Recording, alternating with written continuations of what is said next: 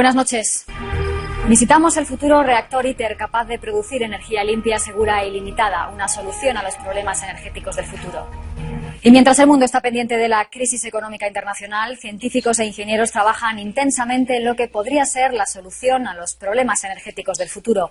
La palabra clave es fusión. Al contrario que la tradicional energía nuclear, la energía de fusión es limpia, no deja residuos, segura y, por si fuera poco, ilimitada. No es un sueño y científicos de todo el mundo trabajan en este ambicioso proyecto que podría ser realidad dentro de 30 años. El primer reactor experimental se está construyendo en el sur de Francia y en él participan ingenieros y científicos de varios países, entre otros España. Un equipo del programa ha estado allí para contárselo.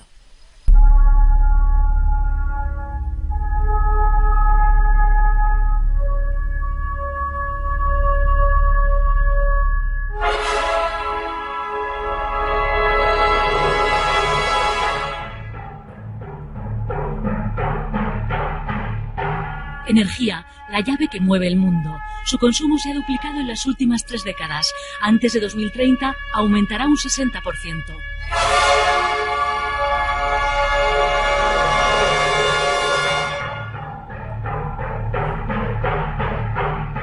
Pero la ciencia asegura que es capaz de reproducir la energía de las estrellas, que con solo 1 gramo de materia conseguirá lo que ahora suponen 8 toneladas de petróleo.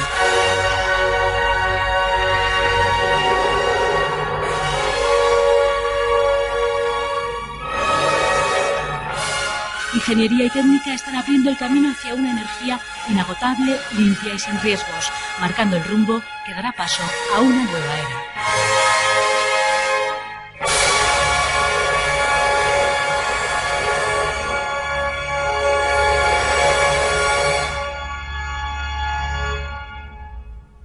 Aunque ahora apenas se adivine, dicen que aquí se levantará el proyecto científico más importante de la historia de la humanidad. Esta se eligió en parte por las características que tiene, no solamente de tamaño, sino la proximidad. Carlos Alejandre, el español director adjunto del ITER, enseña a este equipo de informe semanal el lugar en el sur de Francia donde están empezando a construir ese primer reactor internacional termonuclear experimental, único en el mundo, que será capaz de generar una reacción nuclear opuesta a la convencional. Podrá conseguir energía de fusión. Hay algunas construcciones que no las podemos, algunos elementos, algunos componentes que no los podemos trasladar hasta aquí. Y es por ello que estamos construyendo un edificio. Las instalaciones se levantarán en 180 hectáreas. El esfuerzo es colosal. El principio es muy sencillo. Se produce mucha más energía al unir que al romper los átomos. Y al contrario que la fusión no tiene apenas inconvenientes. Solo uno. Es demasiado compleja de conseguir. Pero ya está demostrado que es posible y antes de una década ese reactor experimental de Cadarache, cerca de Marsella, tendrá que certificar que puede multiplicar por 10 la energía que se le suministra y con ello refrendará que la fusión es la fuente de energía más viable y útil para el futuro. Si tenemos éxito, y estamos convencidos naturalmente que vamos a tener éxito, si ITER demuestra que es posible, inyectando 50 megavatios de energía, obtener 500 megavatios, un factor 10, el problema energético de la humanidad está resuelto, pues es posible que esté resuelto, que sea una manera ya permanente que podamos introducir en cualquier plan de energético mundial para producir una energía de base que satisfaga las necesidades de la humanidad. Salvo su complejidad, todo son ventajas. Mientras la energía tradicional de fisión rompe los núcleos de átomos de uranio o plutonio y produce radiactividad, la fusión une átomos de deuterio y tritio, elementos que se pueden obtener de hidrógeno a partir del agua del mar y de pequeñas cantidades de litio que se encuentran en la corteza terrestre. Apenas genera una mínima cantidad de residuos de baja intensidad y solo emite helio, un gas inocuo. A cambio da la mayor eficiencia energética hasta ahora conocida.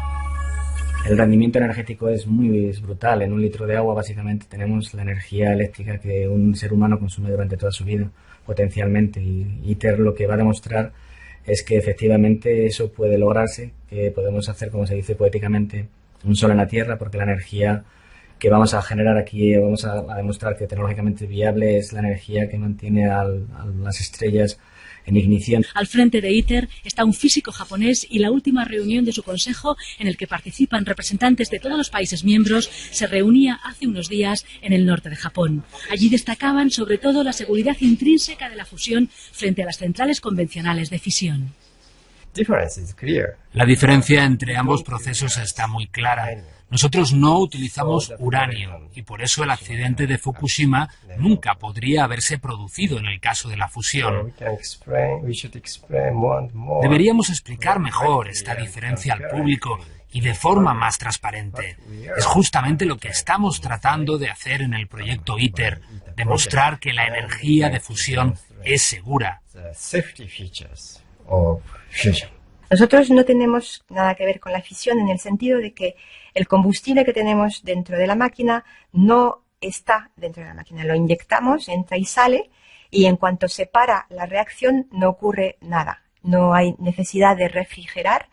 Decimos en nuestro vocabulario que la refrigeración no es una función de seguridad, o sea, no tenemos que asegurar que esa función va a existir, con lo cual, si perdemos la electricidad, como ha ocurrido en Fukushima, tampoco ocurre nada, porque el sistema se enfría por sí solo. La reacción de fusión es absolutamente segura, incluso aunque todo falle, porque lo primero que va a ocurrir cuando algo falla es que esa altísima temperatura de 200 millones de grados se nos viene abajo y la reacción se apaga.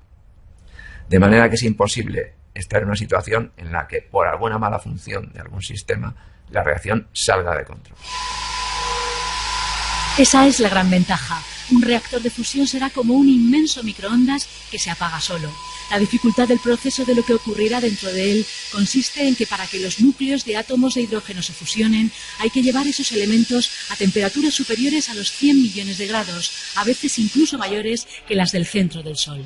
¿Cómo aislamos esas temperaturas, eso que está tan caliente del exterior?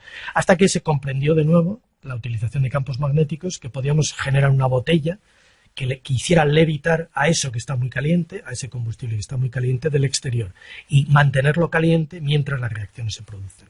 Reacciones que son muy simples, son formas de hidrógeno, de deuterio y tritio, que se funden, que se unen de forma nuclear y producen helio. Helio es lo que ponemos en los globos de los niños, que da una idea de la peligrosidad de los componentes que se generan con la fusión.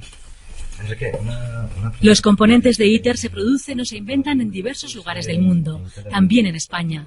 2 empresas españolas participan junto con otra italiana en el diseño de esas bobinas, los electroimanes gigantes, los más grandes y complejos construidos por el hombre, que se fabricarán en Europa, Japón, Estados Unidos, China y Rusia, y tendrán la misión de aislar el plasma de las paredes del reactor para evitar el calor. Para que te hagas una idea, una bobina tiene una longitud aproximadamente de unos 15 metros, en torno a la longitud de un tráiler articulado, una anchura de 9 metros, pesa 300 toneladas, que es el peso de 100 coches aproximadamente, y produce un campo electromagnético que es 200.000 veces superior al campo magnético de la Tierra, ¿no? Entonces, el proyecto ITER incorpora 19 bobinas, de las cuales 10 se fabrican en Europa y 9 se fabrican en Japón. Hacer un imán superconductor de 300 toneladas, pues que mide 17 metros y transportarlo desde Japón hasta Europa, que implica preparar nuevas carreteras y hacer puentes, pues no es una cosa que se haga de un día para otro. Otro problema también es la multiculturalidad con la que tenemos que convivir, que bueno, es una cosa enriquecedora, pero también tiene sus pequeñas pegas cuando surgen problemas, ¿no? Este pequeño pueblo provenzal, el más cercano a ITER, tiene menos de 1000 habitantes y su alcalde recuerda que todos los políticos de la comarca, desde hace casi una década, están de acuerdo con el proyecto del que ya obtienen beneficios. Aportaron entre todos 467 millones de euros. Acostumbrados a tener al lado también el mayor centro de investigación nuclear de Francia, los vecinos están convencidos de que la fusión es una opción mejor. Además, como sabe, en Francia tenemos mucha energía nuclear y convendría que legásemos a nuestros hijos y nietos una energía mucho más limpia y menos peligrosa, como es la fusión controlada. La mejor prueba de ello es que este proyecto ha sido aprobado por 34 países, que representan más de la mitad de la población mundial. Por tanto, hay que proseguir este proyecto. Lo último que debemos hacer es dejarlo a medias. Es, en este momento, el proyecto más grande en inversión. Se estima que supondrá en torno a 11.000 millones de euros. Europa corre con la máxima contribución, el 45%. Sus socios deben aportar los componentes, más que fondos. Hace años, cuando se planteó, hubiera costado una tercera parte. En los últimos tiempos de crisis, ha sido complicado salvar el presupuesto que recibió el impulso definitivo durante el periodo de la presidencia española de la Unión Europea. como dinero de investigación es una cantidad tremenda de dinero.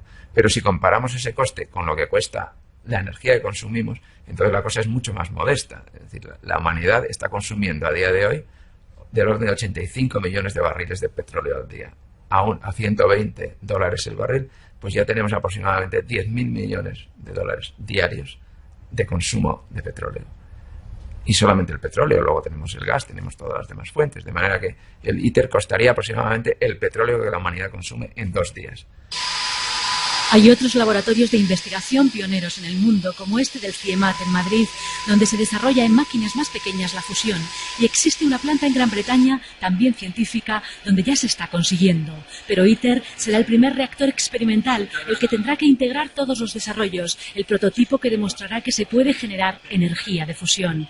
La idea surgió en Rusia en los años 50, no vio hasta los 70 los primeros prototipos, después casi se olvidó y ahora están deseando aplicarla, sobre todo los países emergentes.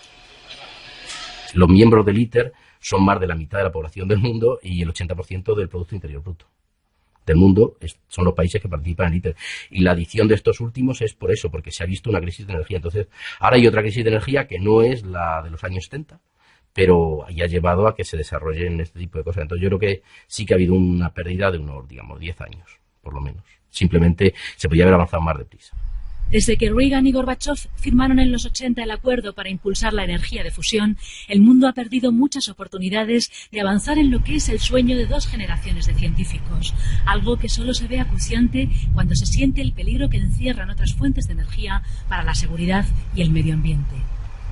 La cuestión no es tanto cuánto hay que esperar ahora para obtener la energía de fusión como por qué no se tomaron antes las decisiones oportunas para que pudiéramos tenerla ya. La ciencia enseña, como la vida misma, que es mucho más difícil unir que disgregar, pero eso no es un sueño, sino una realidad. Por eso, centenares de científicos e ingenieros se empeñan en dar pasos hacia ese futuro. Saben que en un momento antes de 10 años conseguirán generar una energía revolucionaria, inagotable, segura y muy poco contaminante, y que ese día habrán cambiado algo para siempre en el curso de la historia de la humanidad.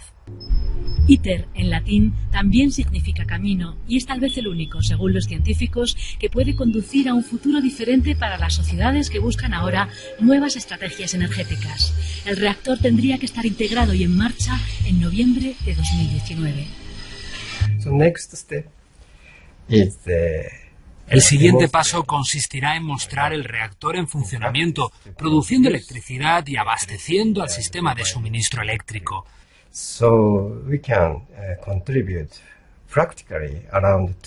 En torno a 2040 o 2050 aproximadamente, seremos un sólido candidato como fuente de energía alternativa para las sociedades humanas. Este es un aspecto muy importante. La fusión ha dejado de ser un sueño. Cuando esté a pleno rendimiento durante 10 minutos cada media hora, el reactor ITER será como un pequeño sol que genera mucha más energía de la que recibe. Entonces se habrá inaugurado una nueva era que los seres humanos ahora no pueden ni imaginar. Una era en la que no tendrán que luchar por fuentes de energía que deben extraer de la Tierra, en la que no será necesario que acaparen o arrebaten a los demás los combustibles fósiles. Tal vez una era en la que nadie podrá impedir a otros el acceso a la energía ilimitada, porque esa energía, por primera vez, no dependerá de materias que hay que encontrar y controlar, sino de la capacidad de pensar y crear tecnología. Si somos capaces de conseguirla y prepararnos para ella, por increíble que parezca, la energía del futuro dependerá solo del conocimiento.